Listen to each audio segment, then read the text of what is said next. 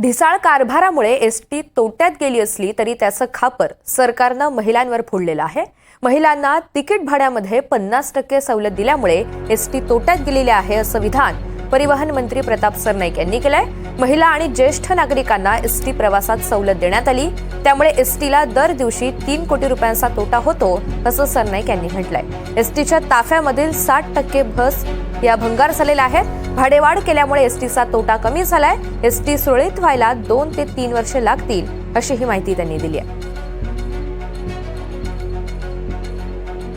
महाराष्ट्र सर्व बसेसमध्ये सवलत मिळाली। आता आपल्या लाडक्या बहिणींना 50% सवलत, बाकी ज्येष्ठांना पूर्णपणे 75 वर्षावरील ज्येष्ठांना त्या बसमध्ये सवलत। आणि त्या सवलतीमुळे परिस्थिती अशी झाली आहे की बस फक्त 3 कोटी रुपये पर डे लॉस आहे। आणि अशा लॉसमुळे की जर आपण सगळ्यांनाच त्या ठिकाणी आता मोफत सवलत वगैरे देत बसतो, मला असं वाटतं की ते एसटी महामंडळ चालवणं कठीण होईल। त्यामुळे सध्या तरी ह्या बाबतीचा मी विचार करू शकत नाही।